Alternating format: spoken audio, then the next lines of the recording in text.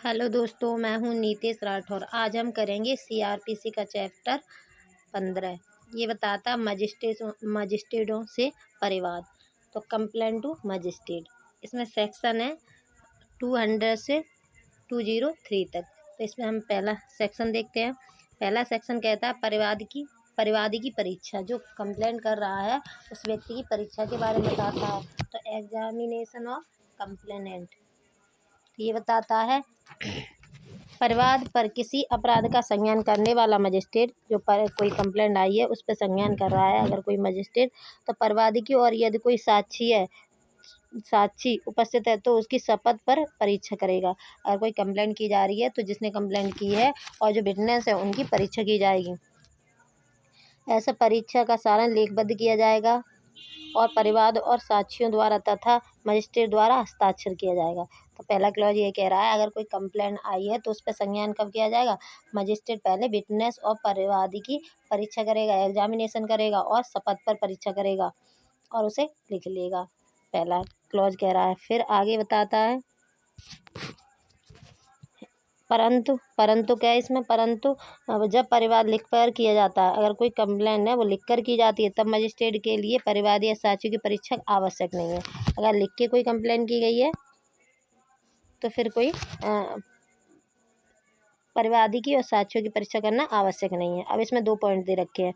पहला पॉइंट कह रहा है यदि परिवाद करने वाला पदीय कर्तव्य के निर्वहन में कार्य करने या कार्य करने का तात्पर्य रखने वाले लोक सेवक द्वारा या न्यायालय द्वारा किया गया है। सेकंड बताता है यदि मजिस्ट्रेट जांच या विचार के लिए मामले को धारा 192 के अधीन किसी अन्य मजिस्ट्रेट के हवाले कर देता है तब हमें परिवादी और विटनेस की परीक्षा करने की आवश्यकता नहीं है। कब नहीं है, जब अगर कोई लोक सेवक है तो उसने अपने जो पदीय कर्तव्य के निर्वहन में कार्य करने वाला कार्य करने के तात्पर्य रखने वाले लोक सेवक द्वारा या न्यायालय द्वारा किया गया है कोई परिवाद, ठीक है, तब उसकी परीक्षा करना आवश्यक नहीं है। और दूसरा बता रहा है यदि मजिस्ट्रेट जांच या विचार करके किसी और दूसरे मजिस्ट्रेट को केस ट्रांसफर कर रहा है आगे की कार्रवाई के लिए तो उसे परीक्षा करने की आवश्यकता नहीं है। अब इसमें एक परंतु दे रखा है। अब आगे परंतु कह रहा है परंतु यह और यदि मजिस्ट्रेट परिवाद या साक्ष्यों की परीक्षा करने के पश्चात मामले को धारा 192 के अधीन किसी अन्य मजिस्ट्रेट के हवाले करता है तो बाद वाले मजिस्ट्रेट को उनकी फिर से परीक्षा करना आवश्यक नहीं है। मतलब एक बार परीक्षा हो गई तो दोबारा परीक्षा करने की कोई आवश्यकता नहीं है। तो ये कहता है 200 में बताया गया परिवादी की परीक्षा। तो इसमें कहता है यदि मजिस्ट्रेट परिवाद पर किसी अपराध का संज्ञान लेता है तो सर्वप्रथम परिवादी तथा जो उपस्थित विटनेस है उनकी शपथ पर परीक्षा की जाएगी और परीक्षा का जो सारांश है वो लेखबद्ध कर लिया जाएगा और मजिस्ट्रेट द्वारा हस्ताक्षर किया जाएगा। अब इसमें परंतु कह रहा है कि लोक सेवक या न्यायालय द्वारा कोई किया गया परिवाद है या धारा 192 के अन्य मजिस्ट्रेट को कोई केस ट्रांसफर किया जा रहा है तब हमें परीक्षा करने की आवश्यकता नहीं है। अब आ जाते हैं 201 बता रहा है ऐसे मजिस्ट्रेट द्वारा प्रक्रिया जो मामले का संज्ञान करने के लिए सक्षम नहीं है। कोई ऐसा मजिस्ट्रेट है जो संज्ञान लेने के लिए सक्षम नहीं है तब हम क्या करेंगे। तो ये बताता है यदि परिवाद ऐसे मजिस्ट्रेट को किया जाता है जो उस अपराध का संज्ञान करने के लिए सक्षम नहीं है तो फिर क्या करेगा। तो पहला पॉइंट बता रहा है यदि परिवाद लिखित है तो वह उसको समुचित न्यायालय में पेश करने के लिए पृष्ठांक सही लौटा देगा। दूसरा कह रहा है यदि परिवाद लिखित नहीं है तो वह परिवादी को उच्च न्यायालय में जाने के निर्देश दे देगा। तो इसमें ये बता दिया 201 में कह रहा है अगर कोई ऐसी जगह केस फाइल किया गया है, ऐसी जगह कंप्लेंट की गई है जो उस केस का संज्ञान करने के लिए सक्षम नहीं है तो क्या करेगा। जो अगर केस लिखित में किया गया है, कोई कंप्लेंट लिखित में की गई है तो उसे सक्षम न्यायालय में भेज देगी, लिख देगा और सक्षम न्यायालय में भेज देगा। अगर ओरली किया गया है तो उसे उचित निर्देश देकर उचित न्यायालय में भेज देगा। अब आ जाते हैं हम आगे। अब आ जाता है 202 कहता है आदेशकाओं के जारी किए जाने का मुलतवी करना। तो ये कह रहा है 202 आदेश जारी किए जाने को रोकने के बारे में बताता है। तो इसमें पहला कह रहा है कि यदि कोई मामला धारा 192 में मजिस्ट्रेट के हवाले किया गया है, यदि मजिस्ट्रेट ठीक समझे तो आदेश जारी किए जाने को रोक सकता है, मामले का इन्वेस्टिगेशन करा सकता है। तो पहला ये कह रहा है, यदि कोई मजिस्ट्रेट ऐसे अपराध का परिवाद प्राप्त करने पर जिसका संज्ञान करने के लिए वह प्राधिकृत है या 192 के अधीन कोई केस भेजा गया है, तो अगर उसे लग रहा है कि अभी जो परिवाद पेश करने के लिए पृष्ठांक के सहित लौटाया गया है, हाँ 202, आदेश जारी किए जाने को रोकना। तो ये कह रहा है यदि कोई मामला ऐसा है जो किसी मजिस्ट्रेट के पास आया है या उसे ट्रांसफ़र किया गया है या 192 में मजिस्ट्रेट के हवाले किया गया है, तो मजिस्ट्रेट ठीक समझे तो आदेश का जारी किए जाने को रोक सकता है और आगे की इन्वेस्टिगेशन करा सकता है। ठीक है, ये कह रहा है। अब इसमें परंतु क्या, परंतु कह रहा है परंतु इन्वेस्टिगेशन के लिए ऐसा कोई निर्देश वहाँ नहीं दिया जाएगा जहाँ मजिस्ट्रेट को यह प्रतीत होता है कि वह अपराध जिसमें परिवाद किया गया अनन्य सेशन न्यायालय द्वारा विचारणीय। अगर उसे लग रहा है कोई अन्य सेशन न्यायालय द्वारा ट्रायल चलना चाहिए, तो फिर वो मजिस्ट्रेट इन्वेस्टिगेशन नहीं कराएगा।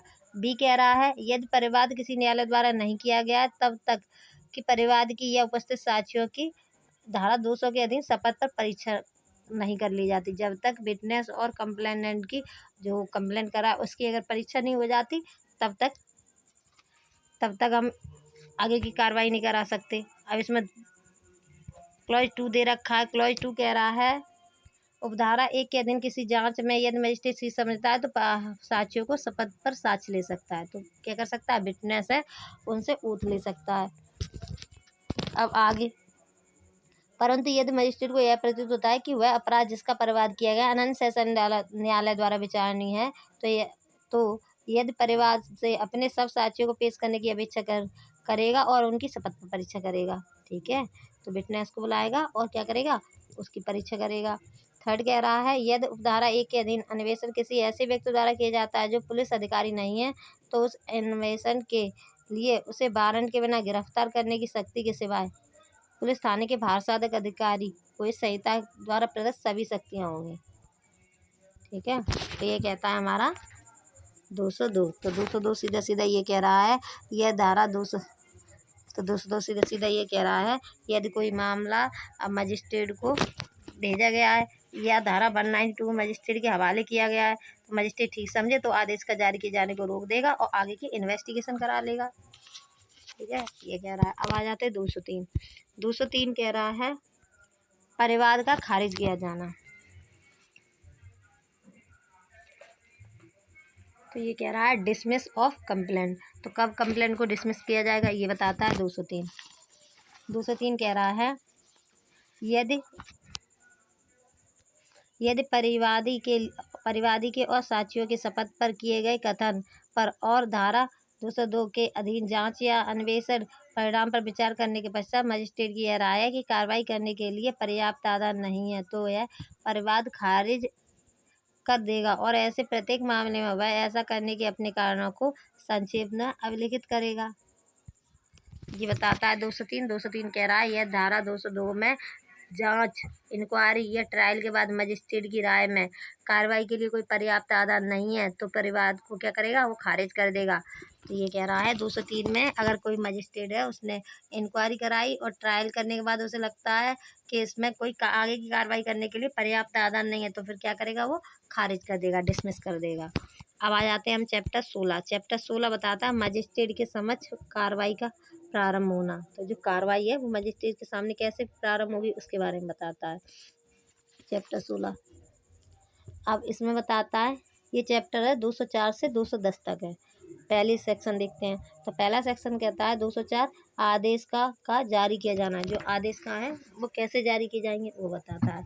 तो ये कह रहा है यदि किसी अपराध का संज्ञान करने वाले मजिस्ट्रेट की राय में कार्रवाई करने के लिए पर्याप्त आधार हैं और मामला सम्मन मामला प्रतीत होता है तो अभियुक्त हाजिर होने के लिए सम्मन भेज देगा।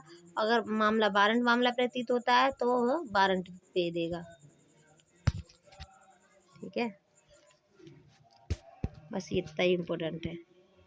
अब आगे 205 देखते हैं।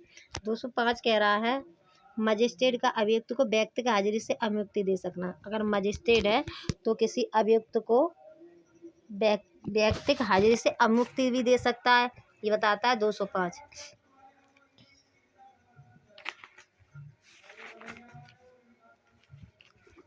205 बताता है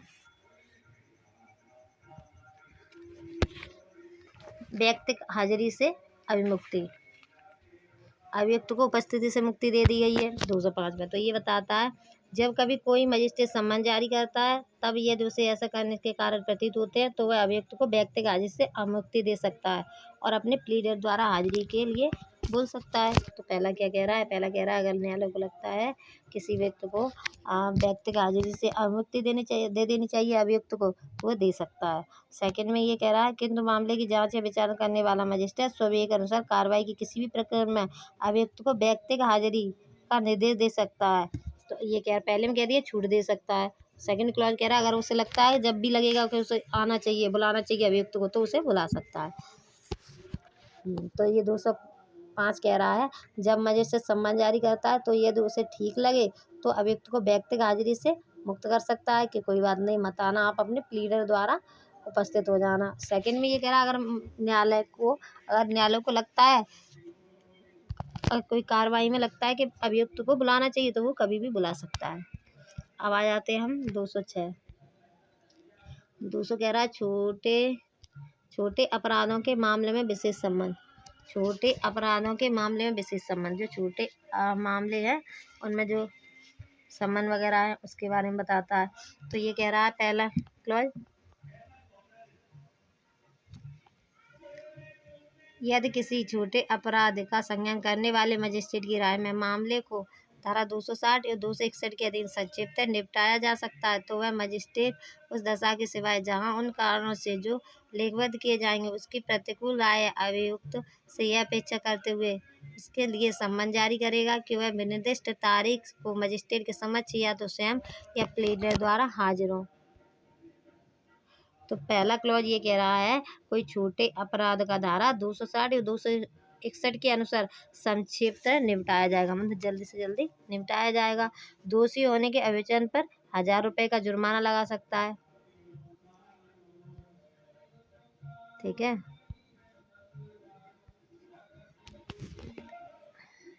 तो ये कह रहा है सम्मन में विनिर्दिष्ट जुर्माने की रकम डाक या संदेशवाहक द्वारा विनिर्दिष्ट तारीख से पूर्व भेज दे या वह प्लीडर द्वारा हाजिर होना चाहता है और ऐसे प्लीडर द्वारा उस आरोप के दोषी होने का अभियोजन करना चाहता है तो प्लीडर को अपनी ओर से आरोप के दोषी होने का अभियोजन करने के लिए लेखबद्ध प्राधिकृत करे और ऐसे प्लीडर को मार्फत जुर्माने का संदाय करे।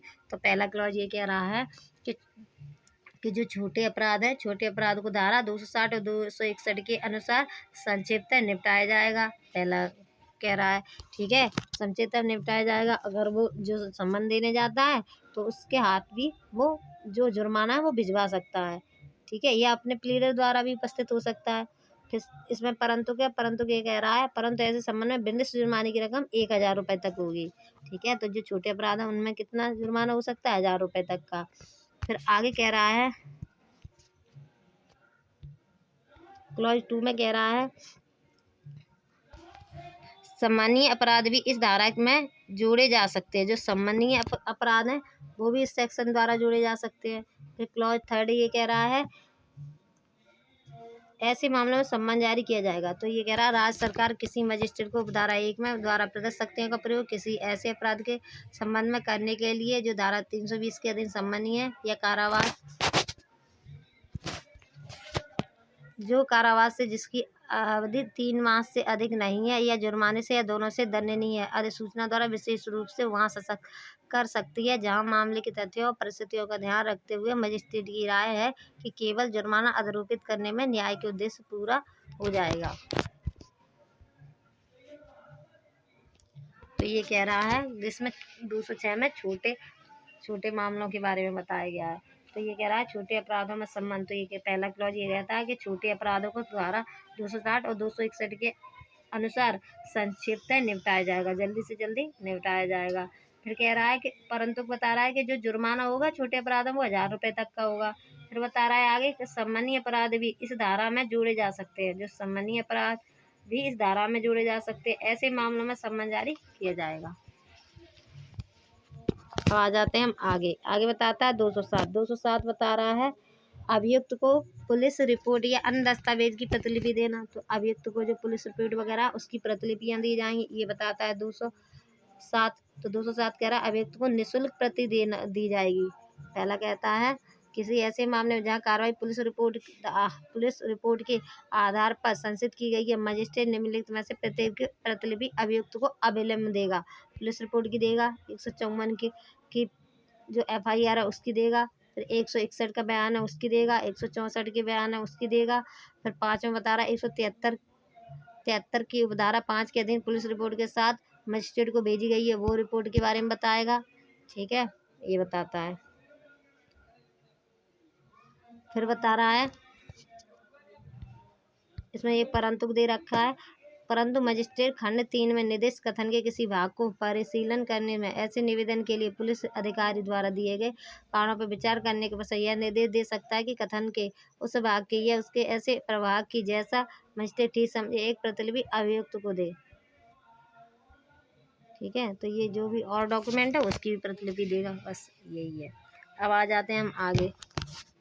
208 कह रहा है सेशन न्यायालय द्वारा विचारणीय अन्य मामलों में अभियुक्त को कथन और दस्तावेज की प्रतिलिपि देना। तो इसमें भी प्रतिलिपि देने की बात कर रहा है, जो केस सेशन न्यायालय द्वारा ट्रायल किए जा रहे हैं उनमें भी देगा।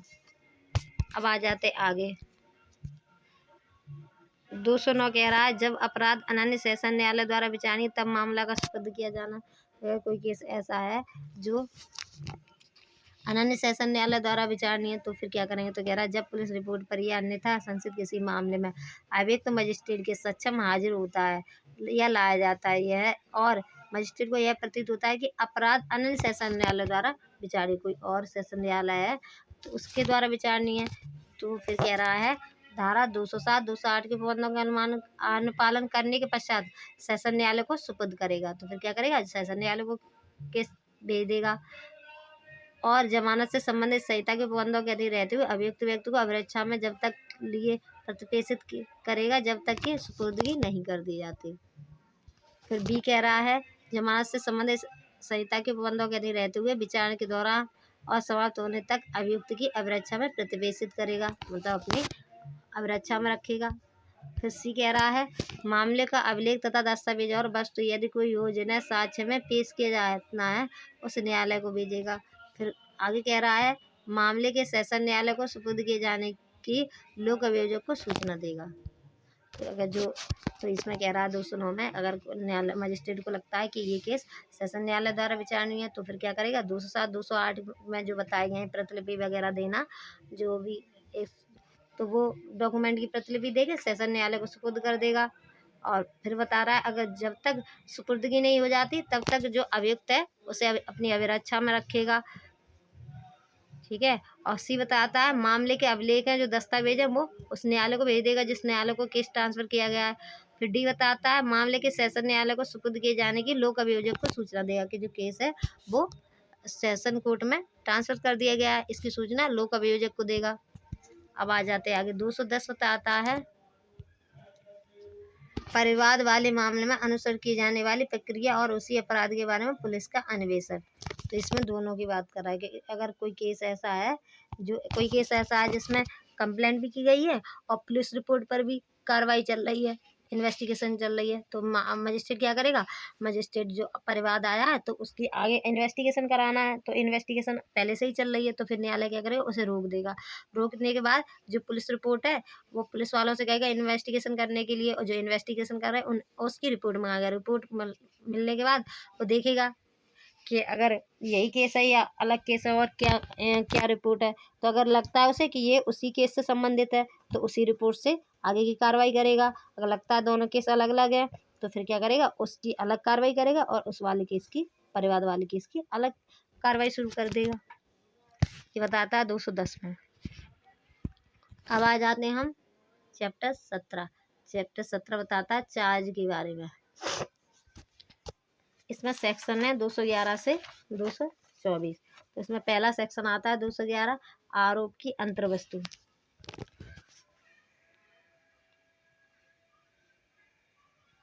तो पहला बताता है इस संहिता के अधीन प्रत्येक आरोप में उस अपराध का कथन होगा जिसका अभियुक्त पर आरोप है। पहला पॉइंट। फिर बी बताता है उस अपराध का नाम यदि दिया गया है तो, अगर अपराध का नाम दिया गया है तो वो आरोप में लिखा जाएगा। थर्ड बताता है यदि उस अपराध का सृजन करने वाली विधि नाम नहीं दिया गया है तो अपराध की इतनी परिभाषा जिससे अभियुक्त समझ जाए कि वो किस बात की उसे सूचना दी जा रही है उसके बारे में। फिर 4 बता रहा है वह विधि और विधि की वह धारा जिसके विरुद्ध अपराध किया जाना अवकथित है, आरोप में उल्लेखित किया जाएगा कि कौन सी विधि के अनुसार ये अपराध है। फिर है 4 बता रहा है वह विधि और विधि की धारा जिसके विरुद्ध अपराध किया गया आरोप में उल्लेखित होगा। फिर 5 बता रहा है यह तथ्य कि आरोप लगा दिया गया है उस कथन के समतुल्य की विधि द्वारा अपेक्षित प्रत्येक शर्त जिसमें आरोपित अपराध बनता है उस विशिष्ट मामले में पूरी हो गई है। फिर 6 बता रहा है आरोप न्यायालय की भाषा में लिखा जाएगा।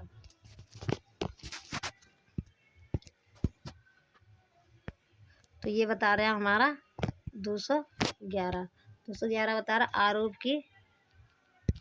आरोप की अंतर्वस्तु। तो इसमें बताता है प्रत्येक आरोप में उस अपराध का कथन होगा जिसका अभियुक्त पर आरोप है। अपराध का नाम दिया जाएगा, नाम ना हो तो अपराध को संक्षिप्त परिभाषा दी जाएगी। फिर आगे बताता है अपराध से संबंधित विधि की धारा बताई जाएगी, आरोप न्यायालय की भाषा में लिखाया जाएगा, पूर्व दोष सिद्धि का भी कथन होगा। तो ये सारा बता दिए पूर्व दोष सिद्धि के बारे में। क्लॉज 7 बताता है। अब आगे 212 बता रहा है समय, स्थान और व्यक्ति के बारे में विशिष्टियाँ।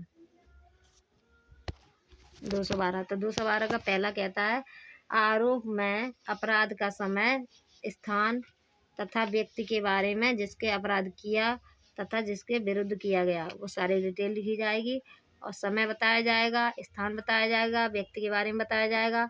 फिर बताता है सेकंड बता रहा है धन संबंधी अपराध है तो राशि का वर्णन भी किया जाएगा। अब आ जाते हैं हम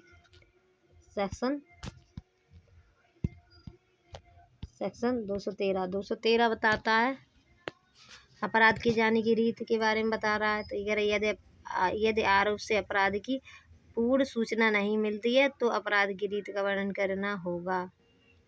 ठीक है, अगर कोई पता नहीं चल रहा कि कौन सा अपराध किया है तो जो सूचना नहीं मिलती है तो फिर अपराध की जो कैसे अपराध किया गया उसका सारा वर्णन किया जाएगा। ये 213 बताता है।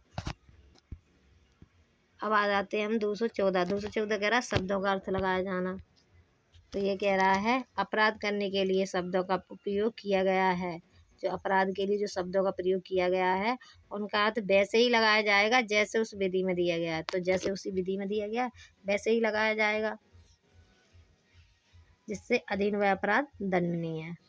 तो ये बताता है 214। और 215 बताता है गलतियों के प्रभाव के बारे में। ये वेरी इंपॉर्टेंट सेक्शन है। गलतियों का प्रभाव तो कह रहा है गलती आरोप पर तब असर डालेगी जब अभियुक्त भुलावे में पड़ गया हो, गलती के कारण ही न्याय ना हो पाया हो। तो गलती के प्रभाव क्या हुआ, अगर कोई गलती हो गई है तो गलती आरोप पर तब असर डालेगी अगर उससे लग रहा है कि अभियुक्त भुलावे में पड़ गया है या उसको न्याय नहीं मिल पाया है, तभी हम गलतियों को मानेंगे, गलतियों के प्रभाव को मानेंगे। ये 215 कह रहा है। और आते 216 कहता है न्यायालय आरोप परिवर्तित कर सकता है। जो न्यायालय है वो आरोप भी परिवर्तित कर सकता है। तो इसमें कह रहा है न्यायालय निर्णय सुनाने से पूर्व कभी भी आरोप में संशोधन या परिवर्तन कर सकता है। तो कब तक कर सकता है, जब तक निर्णय नहीं आ जाता तब तक कर सकता है। फिर कह रहा है यह परिवर्तन अभियुक्त को सुनाया व समझाया जाएगा। जो परिवर्तन किया जा रहा है वह अभियुक्त को पढ़कर सुनाया जाएगा और उसे समझाया जाएगा। फिर कह रहा है यदि विचार पर प्रभाव नहीं पड़ता है तो विचार आगे चलेगा। फिर आगे कह रहा है यदि संशोधन या परिवर्तन के लिए पूर्व मंजूरी आवश्यक है तो पूर्व मंजूरी ली जाएगी। तो 216 आरोप में परिवर्तन के बारे में कह रहा है। ठीक है, तो कह रहा है न्यायालय निर्णय सुनाए जाने से पूर्व कभी भी आरोप में परिवर्तन या संशोधन कर सकता है और जो परिवर्तन और संशोधन होगा उसे अभियुक्त को पढ़कर सुनाया जाएगा और उसे समझाया जाएगा। अब आ जाते हैं हम आगे 217 कह रहा है जब आरोप परिवर्तित किया जाता है तब साक्ष्यों को पुनः बुलाया जाना। तो ये कह रहा है जब आरोप परिवर्तित कर दिया जाएगा तो भैया वो साक्ष्यों को भी दोबारा बुलाया जाएगा।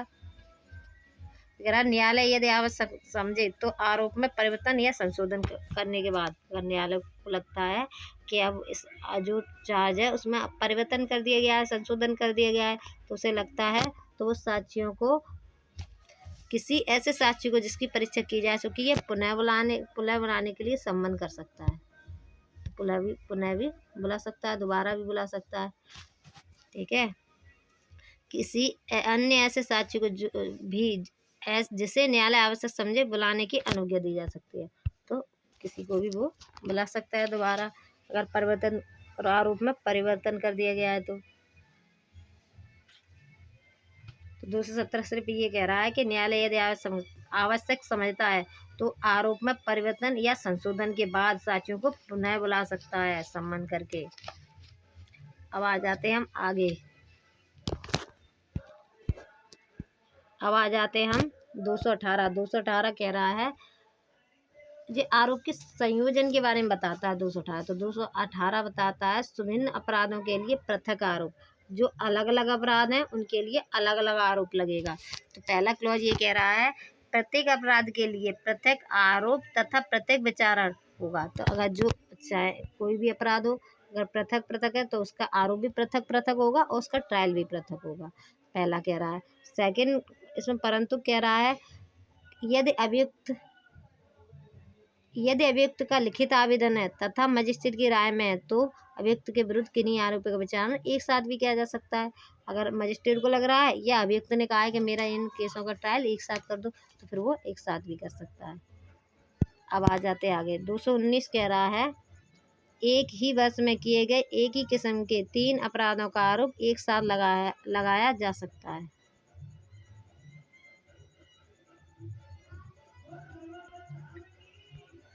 तो 219 कह रहा है यदि अभियुक्त ने एक वर्ष में एक ही किस्म के 3 अपराध किए हैं तो एक ही विचारण में आरोप लगाया जा सकता है। तो अगर कोई व्यक्ति है जिसने एक साल में 3 एक से ही अपराध किए गए हैं तो एक ही विचारण में आरोप लगाया जा सकता है। पहला कह रहा है। फिर सेकंड कह रहा है दंड की समान मात्रा से दंडनीय अपराध एक ही किस्म के होते हैं। तो एक ही किस्म के अपराध कौन से होते हैं जिनकी जो दंड है वो समान हो तो वो एक ही किस्म के अपराध माने जाते हैं। जिनके अपराध के लिए दंड समान है तो वो एक ही किस्म के अपराध माने जाएंगे। ये बता दिया 219। तो 219 क्या कह रहा है। 219 कह रहा है एक ही वर्ष में अगर कोई अभियुक्त है उसने एक ही वर्ष में तीन अपराध किए हैं। यदि अभियुक्त ने एक वर्ष में एक ही किस्म के 3 अपराध किए हैं तो एक ही विचारण में आरोप लगाया जा सकता है और एक ही ट्रायल किया जा सकता है। आगे ये बताता है इसका परंतु कि एक ही किस्म के तो ये कह रहा दंड की समान मात्रा से दंडनीय अपराध एक ही किस्म के माने जाते हैं। अब आ जाते हैं हम आगे 220 में। 220 कह रहा है एक से अधिक अपराधों के लिए विचारण। तो ये कह रहा है यदि कोई व्यक्ति एक ही समयार में एक से अधिक कार्य करता है, कोई व्यक्ति है जिसने एक ही समयार में एक से अधिक कार्य किए हैं तब एक ही आरोप लगाया जाएगा। ठीक है। तो क्या किया जाएगा तो फिर एक ही आरोप लगाया जाएगा। अगर कोई एक केस हुआ है उसमें क्या उसी में चोरी हो गई और उसी में मर्डर हो गया तो फिर क्या माना जाएगा तो फिर एक साथ ही एक ही ट्रायल में आरोप लगाए जाएंगे। तो ये कह रहा है 220। फिर कह रहा है एक से अधिक परिभाषा में आने वाले अपराधों का एक ही विचारण में आरोप लगाया जा सकता है। अगर एक साथ किए गए तो उन पर आरोप भी एक साथ लगाया जा सकता है। दुर्विनियोग व लेखा मिथ्याकरण के लिए एक ही आरोप और एक ही विचारण हो सकेगा। तो 220 सिर्फ ये कह रहा है एक से अधिक अपराधों का विचारण के बारे में बताता है और ये कहता है यदि कोई व्यक्ति एक ही समयार में एक से अधिक कार्य करता है तब एक ही आरोप लगाया जा सकता है और एक से अधिक परिभाषाओं में आने वाले अपराधों का एक ही आरोप बनेगा और एक ही ट्रायल हो सकता है। जो एक ही समयार में किए गए हैं जैसे कोई व्यक्ति चोरी करने गया, चोरी भी कर ली और वहाँ पे क्या किया मर्डर भी कर दिया तो 2 अपराध हो गए ना, पर एक ही समयार में तो फिर इसका एक ही आरोप बनेगा और एक ही ट्रायल चलाया जाएगा। ये बताता है 220। अब आ जाते हैं हम आगे। अब आ जाते हैं हम 221 कहता है जहाँ इस बारे में संदेह है कि कौन सा अपराध किया गया है। अगर किसी व्यक्ति को ये संदेह है तो अपराध कौन सा किया गया है तो ये कह रहा है यदि तो ये कह रहा है यदि कोई एक कार्य या कार्यों का क्रम इस प्रकार का है कि यह संदेह है कि उन तथ्यों से जो सिद्ध किए जा सकते हैं कई अपराधों में से कौन सा अपराध बनेगा। तो ये कह रहा है यदि कार्य से यह नहीं पता चलता कि कौन सा अपराध हुआ है तो ऐसे समस्त अपराधों का आरोप लगाया जा सकता है। तो फिर किसका, तो ये समस्त आरोप है उनका आरोप लगाया जा सकता है जो बन रहे हैं। तो कह रहा है यदि आरोप से भिन्न अपराध हुआ है तो उस अपराध का विचारण हो सकेगा। ठीक है, ये 221 बता रहा है। फिर आ जाते हैं हम 222। 222 कह रहा है जब वह अपराध जो साबित हुआ है आरोप अपराध के अंतर्गत है। कह रहा है यदि 222 कह रहा है यदि 222 कह रहा है जब वह अपराध जो साबित हुआ है आरोप अपराध के अंतर्गत है। तो इसमें पहला बताता है यदि अभियुक्त पर जिस अपराध का आरोप है वह साबित ना होकर कोई छोटा अपराध साबित हो जाता है। अगर कोई व्यक्ति है उस पर अपराध तो किसी और का लगाया गया था पर साबित उस पर कोई छोटा अपराध हो जाता है, उस छोटे अपराध के लिए ही दंडित किया जाएगा। फिर उसे क्या किया जाएगा, उसी छोटे अपराध के लिए ही दंडित किया जाएगा। ठीक है, फिर आगे कह रहा है यदि अपराध का आरोप है तो उसे प्रयत्न का दोषी ठहराया जा सकेगा। अगर किसी व्यक्ति ने यदि अपराध का आरोप है तो उसे प्रयत्न के लिए भी दोषी ठहराया जा सकता है। तो ये क्या कह रहा है, तो सवाई सीधे सीधे ये कह रहा है अगर कोई आरोप लगाया गया है और उस पर वो आरोप साबित ना होकर कोई छोटे अपराध का आरोप साबित हो जाता है तो फिर उस पर जो उसको दंड दिया जाएगा तो छोटे अपराध के लिए ही दिया जाएगा। ये कहता है हमारा 222।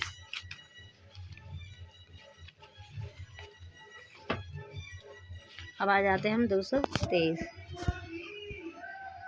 223 कह रहा है किन व्यक्तियों पर संयुक्त रूप से आरोप लगाया जा सकता है। तो किन व्यक्तियों पर संयुक्त रूप से आरोप लगाया जा सकेगा। 223 कह रहा है निम्नलिखित व्यक्तियों पर एक साथ आरोप लगाया जा सकेंगे और उनके एक साथ विचारण किया जा सकेगा। तो किस किस पर लगाया जा सकता है, तो कह रहा है वे व्यक्ति जिन पर एक ही सम्यार के अनुक्रम में एक ही अपराध का अभियोग है तो उस पर संयुक्त रूप से आरोप लगाया जा सकेगा। फिर भी कह रहा है वे व्यक्ति जिन पर किसी अपराध का अभियोग है और वे व्यक्ति जिन पर ऐसे अपराध का दुष्पीड़न और प्रयत्न जो दुष्पीड़न कर रहा है और प्रयत्न करने का अभियोग है उनका भी साथ में ही ट्रायल चलेगा। फिर बताता है सी वे व्यक्ति जो 12 मास की अवधि में एक ही किस्म के 3 अपराध करते हैं उन पर भी साथ साथ उन अपराधों का भी साथ में आरोप लगाया जा सकता है। फिर डी बताता है वे व्यक्ति जिन पर एक ही सम्यार के अनुक्रम में के लिए भिन्न अपराधों का अभियोग है वो व्यक्ति भी संयुक्त रूप से आरोप लगाया जा सकता है। फिर आगे बताता है चोरी उद्यापन छल आपराधिक दुर्व्यवहार के अपराधी है तो उनका भी साथ में अपराध किया जा सकता है। फिर आगे बताता है जिन पर आईपीसी की धारा 411 और 414 का अभियोग है उनका भी आरोप संयुक्त रूप से लगाया जा सकता है। तो 223 बताता है संयुक्त आरोप के बारे में। तो कह रहा है किन किन व्यक्तियों पर संयुक्त रूप से आरोप लगाया जा सकता है। तो इसमें ये कह रहा है जिन पर एक ही सम्यार के अंतर्गत एक ही अपराध का अभियोग है तो वो लोग भी संयुक्त आरोप लगाया जाएगा। जिन पर अपराध के दुष्पीड़न या प्रयत्न का अभियोग है उन पर भी साथ में किया जा सकता है। धारा 219 के अंतर्गत कोई अपराधी हैं उनके अंतर्गत भी संयुक्त आरोप लगाया जाएगा। और अगर कोई केस चोरी उद्यापन छल आपराधिक दुर्व्यवहार के अपराधी का है तो उनके भी संयुक्त रूप से आरोप लगेगा। और जिन पर आईपीसी की धारा 411 और 414 का अभियोग है उन पर भी क्या किया जा सकता है, संयुक्त आरोप लगाया जा सकता है। ये बताता है 223।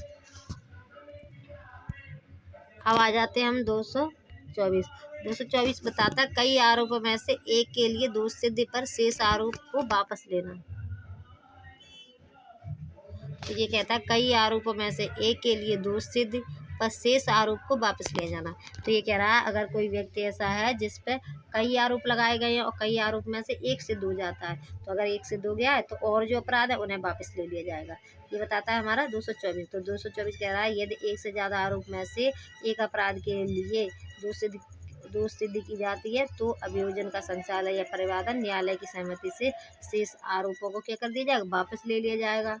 और जो वापस जो ले लिए गए आरोप उनका प्रभाव दोष मुक्ति समझा जाएगा।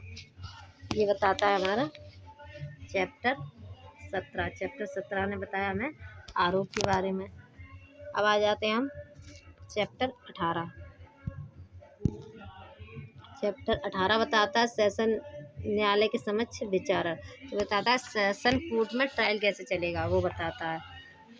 तो ये है 225 से 237 तक। तो हम एक एक करके सेक्शन देखते हैं। तो 225 कह रहा है विचारण का संचालन लोक अभियोजक द्वारा किया जाएगा। तो जो सेशन कोर्ट में जो ट्रायल होगा, तो ये कह रहा है सेशन कोर्ट के समक्ष प्रत्येक ट्रायल में अभियोजन का संचालन लोक अभियोजक करेगा। जो केस का शुरुआत होगी, जो केस का ट्रायल का शुरुआत करेगा, कौन करेगा? तो कह रहा है लोक अभियोजक करेगा। ये बताता है 225। फिर आते हम 226 कह रहा अभियोजन के मामले का कथन का प्रारंभ। तो कथन का प्रारंभ के बारे में बताता है। तो ये कह रहा है जब अभियुक्त धारा 209 के अधीन मामले को सुपुर्द कर दिया गया है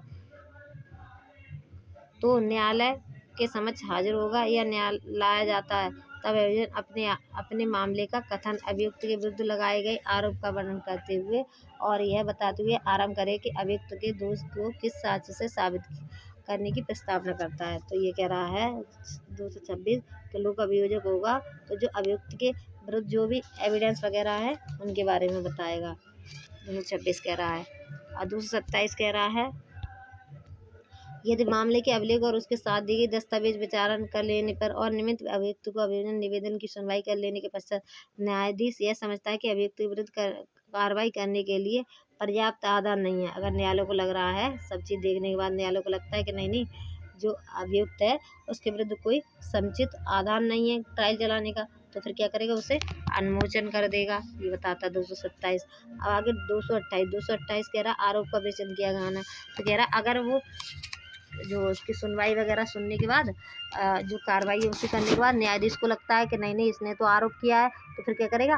वो जो आरोप बनते हैं उसको जो चार्ज है उस चार्ज को फ्रेम करेगा। तो फिर जो आरोप है उन्हें आरोप को बनाएगा न्यायालय।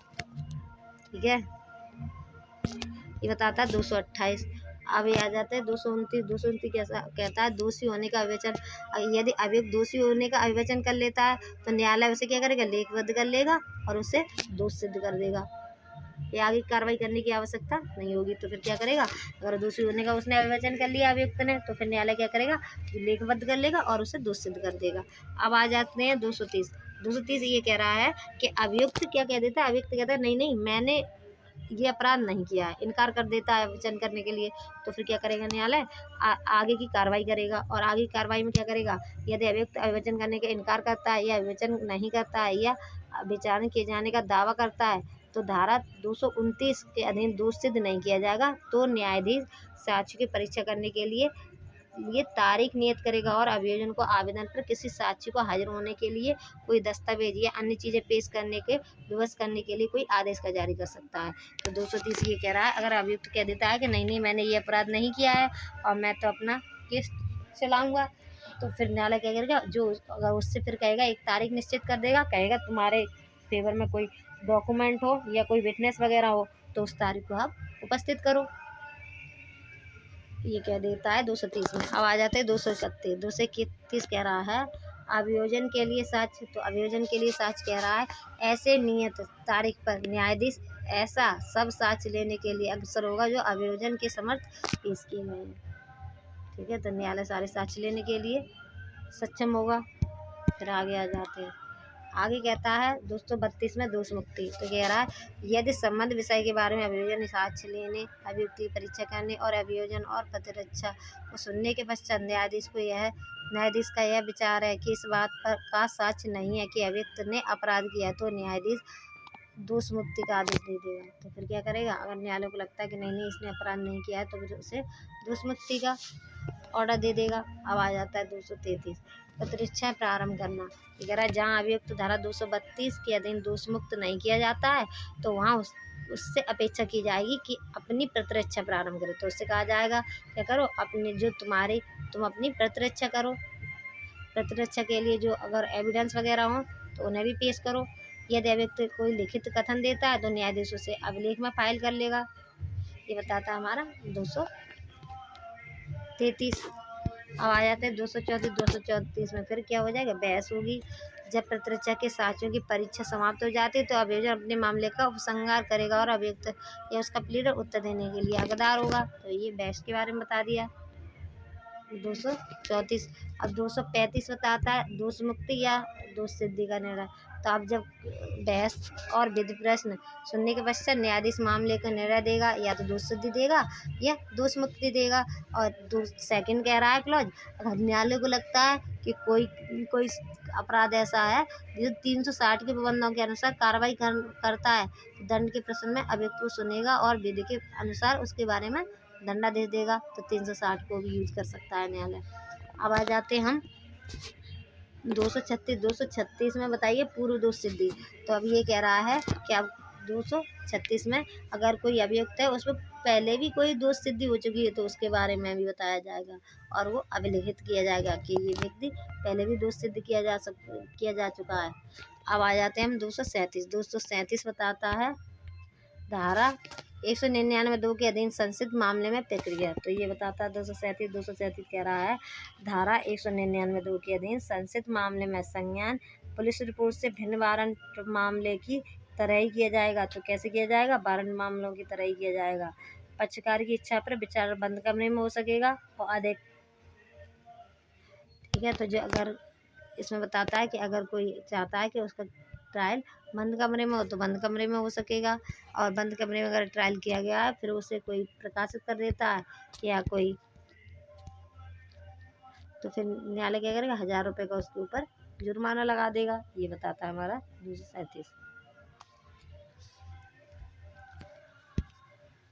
237 बता रहा है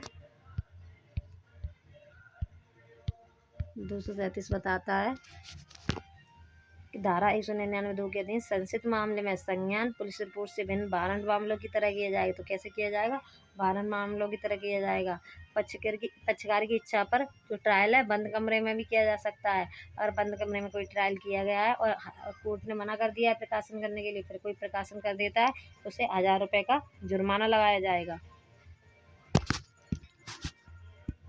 अब सेक्शन आ जाता है, चैप्टर आ जाता है 19। चैप्टर 19 बताता है मजिस्ट्रेटों द्वारा वारंट मामले को विचारो। तो अब आ जाता है हमारा वारंट मामला कि मजिस्ट्रेट कैसे वारंट केस का ट्रायल चलाते हैं उसके बारे में। तो इसमें आ जाता है सेक्शन 238 से 250 तक। तो इसमें पहला देखते हैं। तो इसमें पहला कहता है 238 धारा 207 का अनुपालन करना। तो ये कह रहा है जब पुलिस रिपोर्ट पर संसिद्ध किसी वारंट मामले में अभियुक्त विचारण के प्रारंभ में मजिस्ट्रेट के समक्ष हाजिर होता है या लाया जाता है, तब मजिस्ट्रेट अपना यह समाधान कर लेगा कि उसको धारा 207 के उपबंधों के अनुपालन कर दिया गया है। तो ये कह रहा है जब मजिस्ट्रेट के समक्ष कोई ट्रायल है वो शुरू होता है और अभियुक्त लाया जाता है, तो पहले वो न्यायालय ये देखेगा कि अभियुक्त को जो डॉक्यूमेंट है उनकी प्रतिलिपि वगैरह दे दी गई है या नहीं दे दी गई है, मतलब 207 के जो उपबंध है उनका पालन कर दिया गया है या नहीं कर दिया गया, ये पहले देखेगा। फिर आ जाते हैं हम 239। तो कह रहा है अभियुक्त को कब अनुमोचित किया जाएगा। तो ये कह रहा है अगर न्यायालय को लगता है कि आरोप को निराधार समझा जा रहा है, अगर लग रहा है मजिस्ट्रेट को कि अभियुक्त के विरुद्ध आरोप को निराधार है, तो फिर न्यायालय क्या करेगा, तो उसे अनुमोचित कर सकता है। अगर न्यायालय को लग रहा है कि नहीं इसने ऐसा कोई इस पे केस बन ही नहीं रहा, तो फिर न्यायालय क्या करेगा, उसे अनुमोचित कर देगा। अब आ जाते हैं 240 कह रहा है आरोप निश्चित करना। तो ये कह रहा है अगर न्यायालय को लगता है कि नहीं इसने ऐसा अपराध किया होगा, तो फिर न्यायालय क्या करेगा, उस पर आरोप विरचित करेगा। और आरोप विरचित करेगा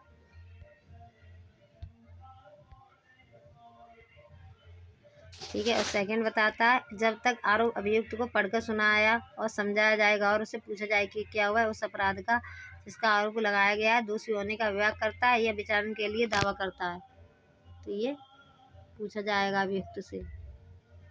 ये बताता है 240 कहता है अगर उसे लग रहा है कोई अभियुक्त है, यदि ऐसे विचार परीक्षा यदि कोई हो और सुनवाई कर लेने पर मजिस्ट्रेट की राय है कि ऐसा उपधारण करने का आधार है कि अभियुक्त ने इस अध्याय के अधीन विचारण ऐसा अपराध किया है जिसका विचारण करने के लिए वह मजिस्ट्रेट सक्षम है और जो उसकी राय में उसके पर्याप्त रूप से दंडित किया जा सकता है, वह अभियुक्त के विरुद्ध आरोप अभिलिखित करेगा। पहला क्लॉज कहता है। सेकंड क्लॉज कह रहा है जो आरोप अभिलिखित किए हैं उस अभियुक्त को पढ़ के सुनाए जाएंगे। अब आ जाते हैं हम 241 कह रहा है दोषी होने का अभिभाव पर दोष सिद्धि। अगर अभियुक्त है, अभियुक्त ने क्या कह दिया कि दोषी होने की अभिभाव कर लिया, उसने कह दिया हाँ सर हाँ जज साहब मैंने ये अपराध किया है, तो फिर उसकी कन्फेशन कर लिया, तो फिर क्या कर दिया जाएगा, न्यायालय दोष सिद्धि कर देगा उसकी। अब आ जाते हैं 242 कह रहा अभियोजन के लिए साक्ष्य। अगर अभियुक्त है कोई कहता है नहीं मैंने ऐसा अपराध नहीं किया है, मैं तो केस को ट्रायल चलाऊंगा, ठीक है, तो फिर क्या करेगा, तो ये 242 बताता है कि फिर जो मजिस्ट्रेट होगा वो क्या कहेगा कि उसे एक तारीख दे देगा और बोलेगा कि उस तारीख को आप अपने विटनेस और जो डॉक्यूमेंट है जो आपके फेवर में उन्हें उपस्थित करो। ये कह रहा है 242।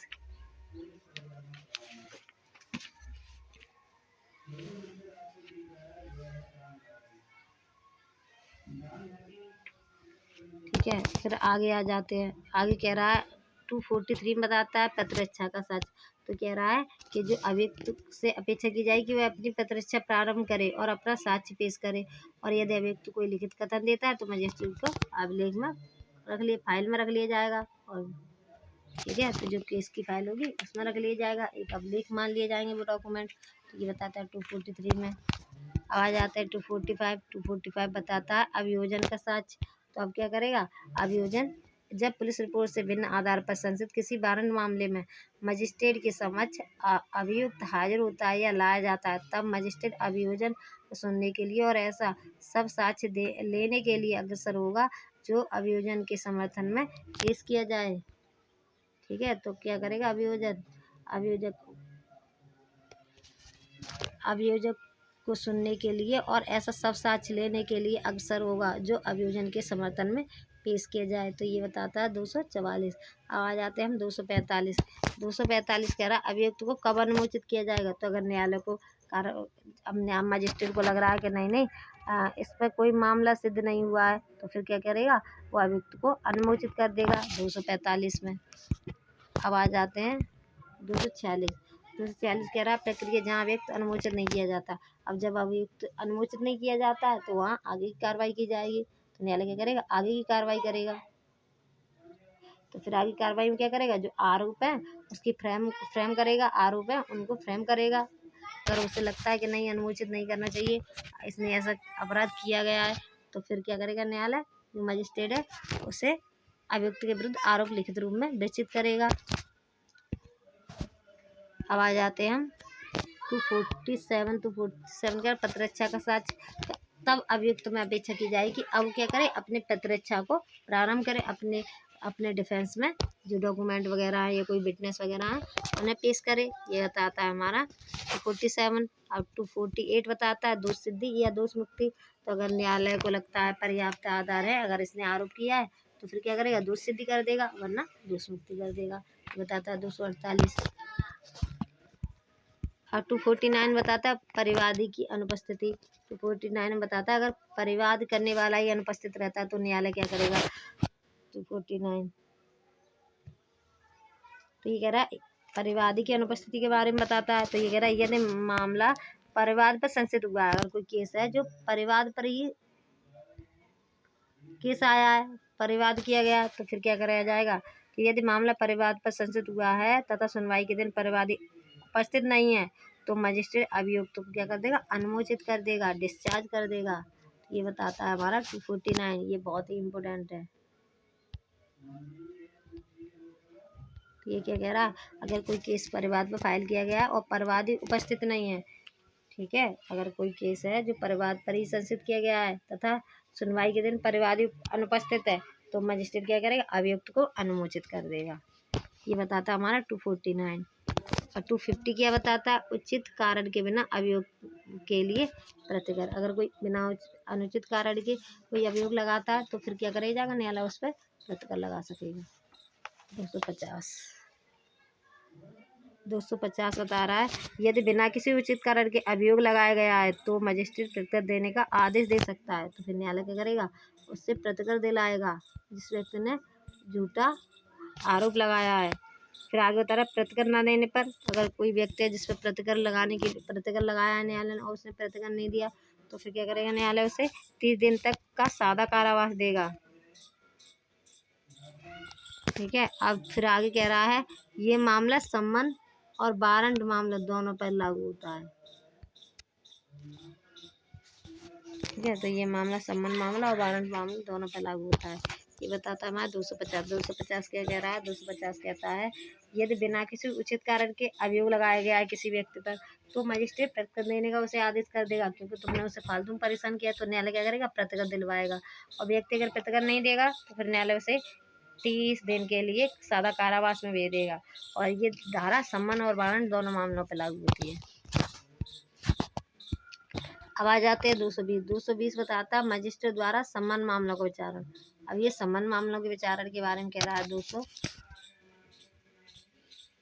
मजिस्ट्रेट द्वारा सम्मन मामलों का विचारण, ये चैप्टर 20 और इसमें सेक्शन है 251 से 251 से 259। तो इसमें 251 कह रहा है अभियोग का सारांश बताया जाना।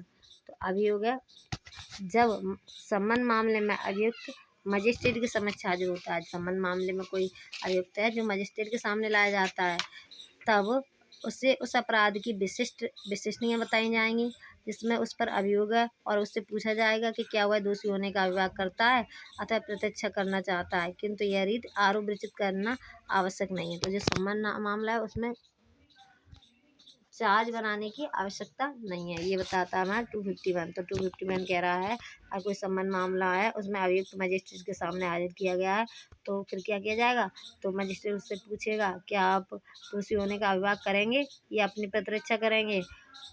और ये सारी चीज़ें आरोप विचित करना आवश्यक नहीं है। इस जो सम्मन मैटर है उसमें आरोप विचित करने की आवश्यकता नहीं है। अब आ जाते हैं 252 कह रहा है दोषी होने का अभियोग पर दोष सिद्धि। अगर कोई व्यक्ति दोषी होने का अभियोग कर लेता है, वो कहता था हाँ सर मैंने ये अपराध किया है, तो फिर क्या करे, कन्फेशन कर लिया, तो फिर न्यायालय उसे दोष सिद्धि कर देगा। अब आ जाते हैं 253 छोटे मामले में अभियुक्त की अनुपस्थिति में दोषी होने का अभियोग पर दोष सिद्धि। ये कह रहा है जो छोटे मामले हैं उनमें अनुपस्थिति में दोषी होने का अभियोग पर दोष सिद्धि के बारे में बता रहा है। तो ये बताता है यह धारा 206 का सम्मन मामला है। अगर जो धारा 206 का सम्मन मामला है तो अभियुक्त की उपस्थिति के बिना दोष सिद्धि हो जाएगी। तो फिर न्यायालय क्या करेगा, उसकी अनुपस्थिति के बिना भी उसे दोष सिद्ध कर देगा, यदि आदेश धारा 360 या 325 में 360 या 325 में नहीं है तो दंड दिया जाएगा। ठीक है, सीधा बताता है 255 कहता है साक्ष्य लेने के बाद मजिस्ट्रेट दोषमुक्त या दोष सिद्ध कर सकेगा। 255 बताता है। अब आ जाते हैं हम 253 बताता है। ये एक मिनट, 253 एक बार और देख लेते हैं। 253 बताता है छोटे मामलों में अभियुक्त की अनुपस्थिति में दोषी होने का विभाग पर दोष सिद्धि। तो 253 कहता है यदि धारा 206 का सम्मन मामला है तो अभियुक्त की अनुपस्थिति के बिना अभियुक्त है उसकी उपस्थिति के बिना भी दोष सिद्ध किया जाएगा। और अभियुक्त से बोला जाए कि डाक द्वारा जुर्माने को भेज सकता है, तो वो जुर्माना भी डाक द्वारा भेज सकता है, क्योंकि छोटे मैटर है। तो छोटे मैटर में क्या कर सकता है, अभियुक्त जो डाक खाने द्वारा अपना जुर्माना भेज सकता है। ठीक है, अब आ जाते हैं हम 254 बताता है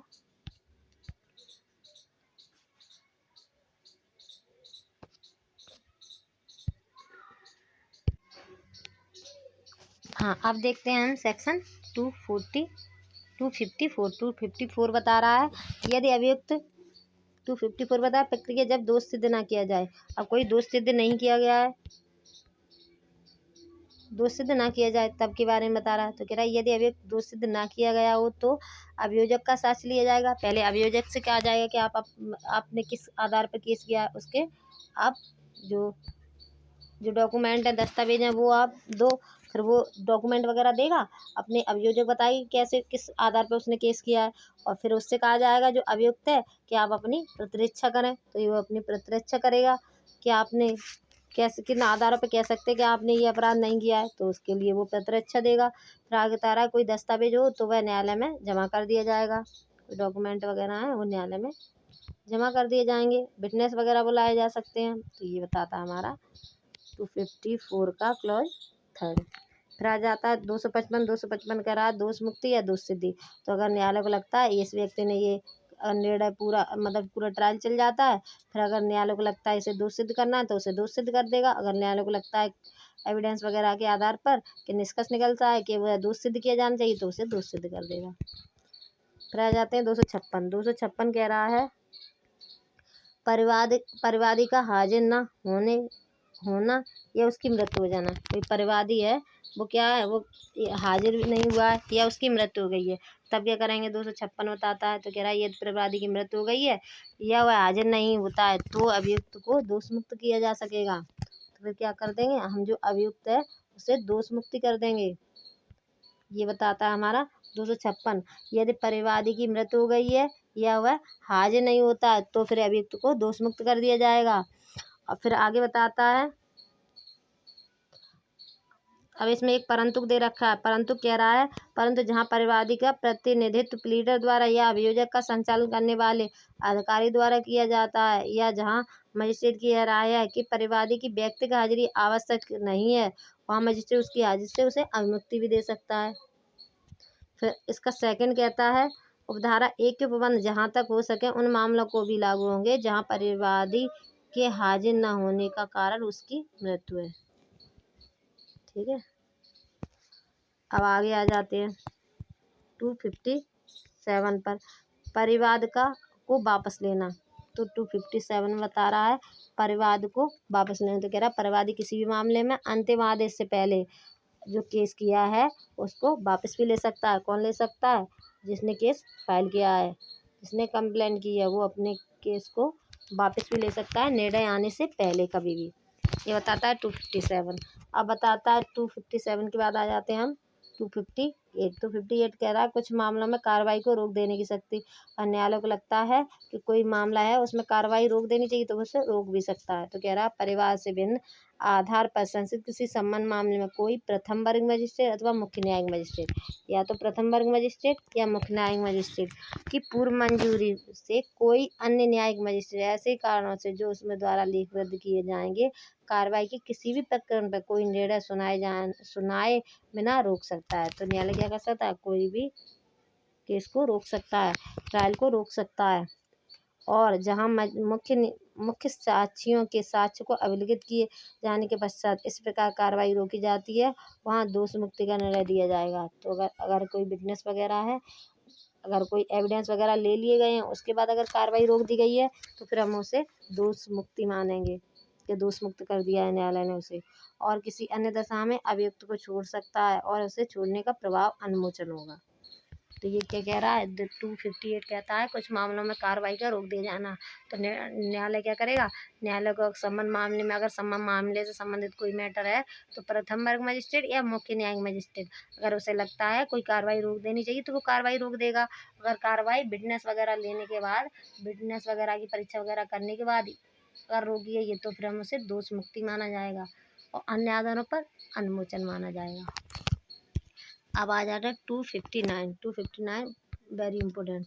ये कह रहा है सम्बन्ध मामले को वारंट मामलों में परिवर्तित करने की न्यायालय शक्ति।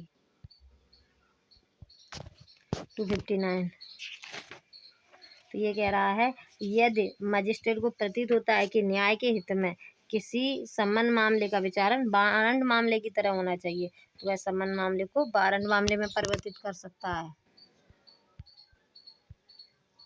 तो ये कह रहा है 259 यदि मजिस्ट्रेट को प्रतीत होता है कि न्याय के हित में किसी सम्बन्ध मामले को विचारण वारंट मामले की तरह होना चाहिए तो फिर वह सम्बन्ध मामले को वारंट मामले में परिवर्तित कर सकता है। ये बताता है 259। अब आगे आ जाते हैं हम चैप्टर 21। चैप्टर 21 बताता है समरी ट्रायल के बारे में। तो ये बताता है संक्षिप्त विचारण मतलब समरी ट्रायल के बारे में। इसमें बताया गया है जिस सेक्शन 260 से 265 तक, इसमें 260 से 265 तक सेक्शन दे रखे हैं। अब इसमें पहला सेक्शन देखते हैं संक्षिप्त विचारण करने की शक्ति। 260 बताता है संक्षिप्त विचारण करने की शक्ति किसे किसे है। तो इसे किसे किसे है? तो इसे मुख्य न्यायिक मजिस्ट्रेट को है, महानगर मजिस्ट्रेट को है, कोई प्रथम वर्ग मजिस्ट्रेट जो उच्च न्यायालय द्वारा अगर सशक्त किया गया है तो उसे भी सकती है। तो किसे किसे है? प्रथम मुख्य न्यायिक मजिस्ट्रेट को है, महानगर मजिस्ट्रेट को है, प्रथम वर्ग मजिस्ट्रेट को है, जिसे न्यायालय उच्च न्यायालय ने सशक्त किया हो। तो इन लोगों को इन लोगों को समरी ट्रायल करने की पावर दी गई है। आगे बताता है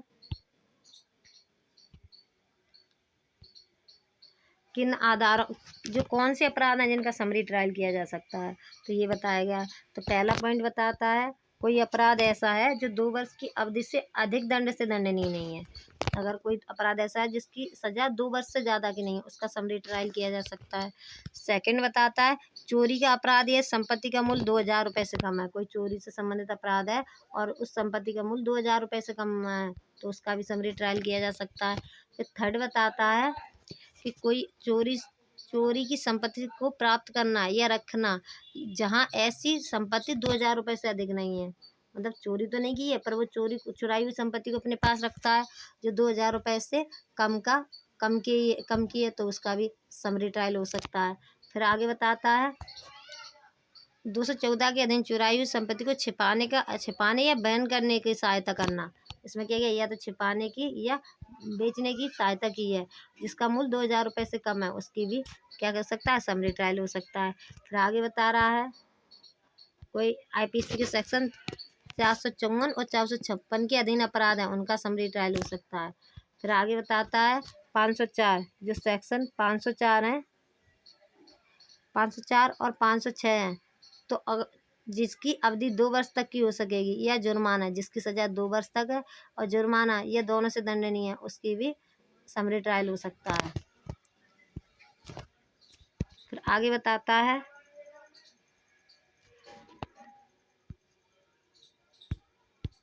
क्लॉज 2 बताता है जब संक्षिप्त विचारण के दौरान मजिस्ट्रेट को प्रतीत होता है कि मामला इस प्रकार का है कि उसका विचारा संक्षिप्त किया जाना अवांछनीय है, तो वह मजिस्ट्रेट किन्हीं साक्ष्यों को जिनकी परीक्षा की जा चुकी है पुनः बुलाएगा और मामले की सहिता द्वारा उपयुक्त रीत से पुनः सुनने का अग्रसर होगा।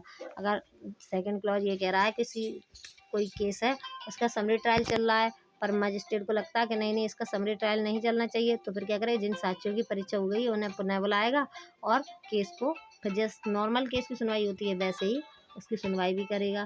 तो ये बताता है हमारा 260